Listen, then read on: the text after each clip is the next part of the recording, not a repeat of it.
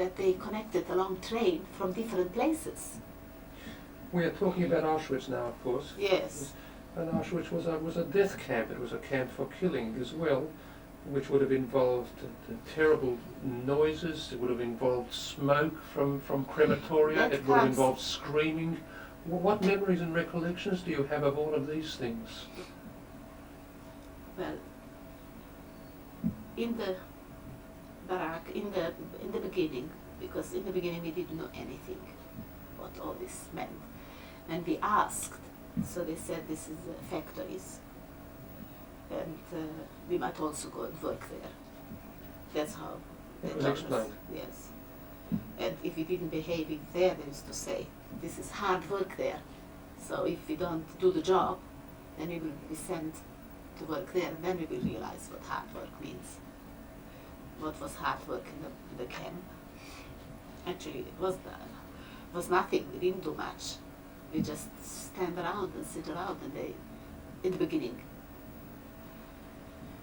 But then they kicked us and pushed us to stay. We used to stay hours in Celapel.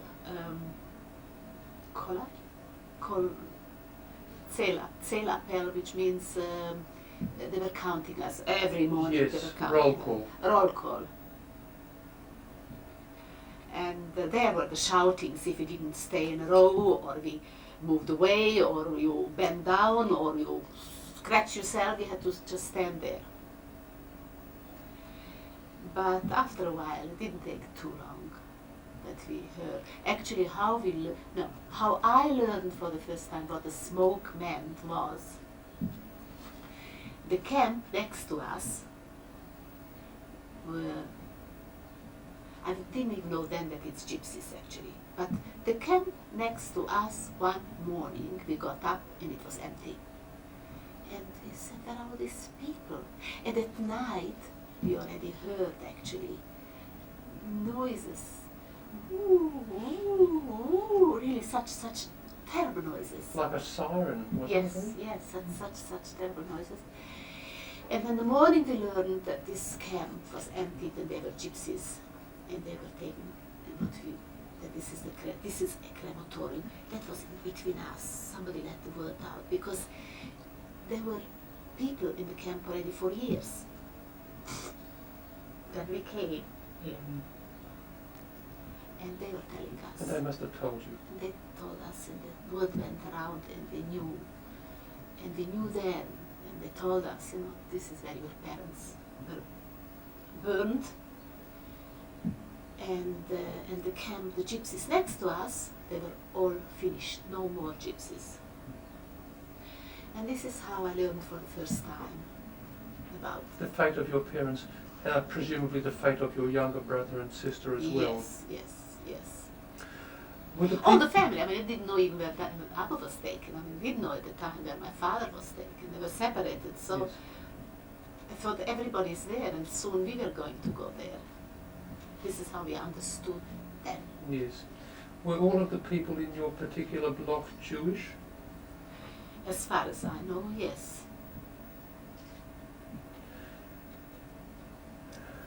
What sort of work were you involved with when you were finally put to work at the camp? In Auschwitz, that was still in Auschwitz. Then I was taken to Birkenau, but I'll get to that. We didn't really do any work. There were selections. And we were just waiting for selections. And we knew already then where the people are going to be taken. One day they announced, that means, that whoever is coming forward with some sickness, because they were very afraid of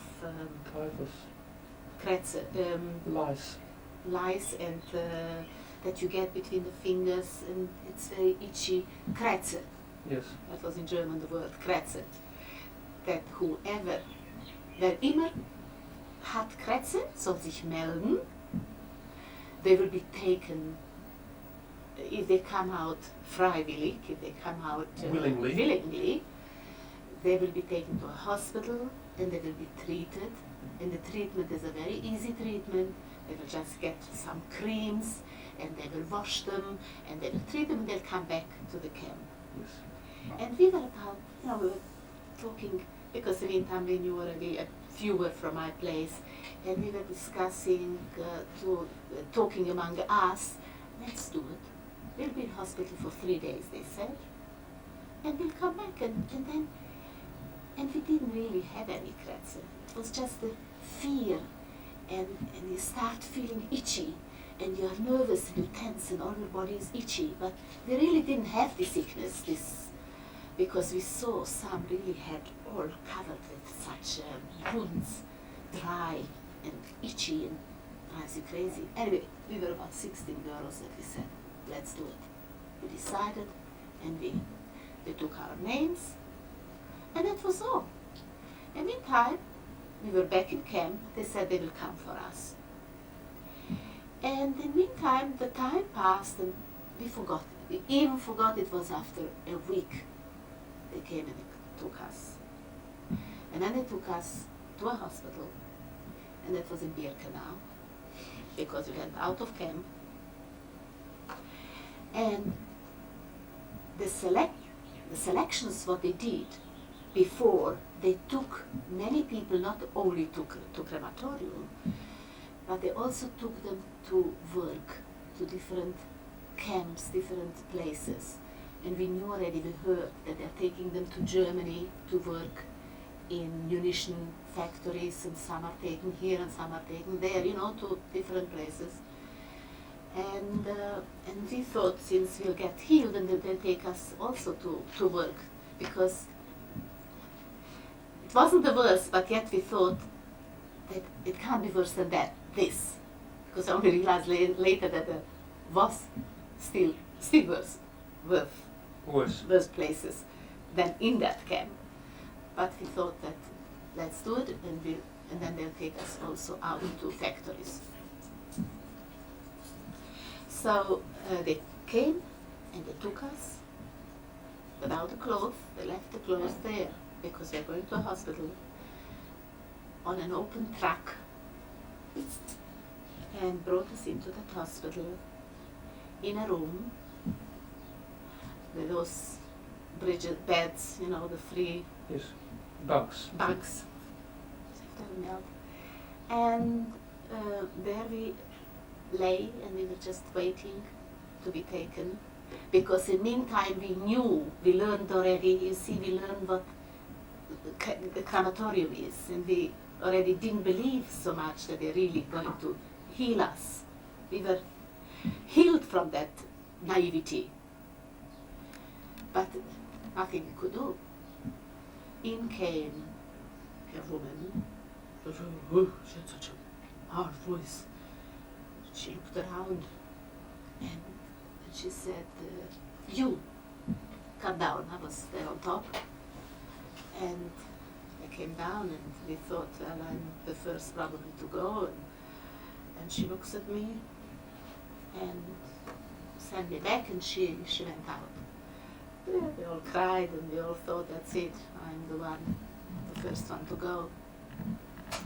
And then she, after a while, she came back, and she called me down again, and she looked at me and took my hand, and she took me out. So that was a bit strange that she touched me. I mean, after all, I've got this, there is a word in English, kratzer. And so she took me out and into a room that I couldn't believe it. Maybe it's called scabies. Oh, you must know.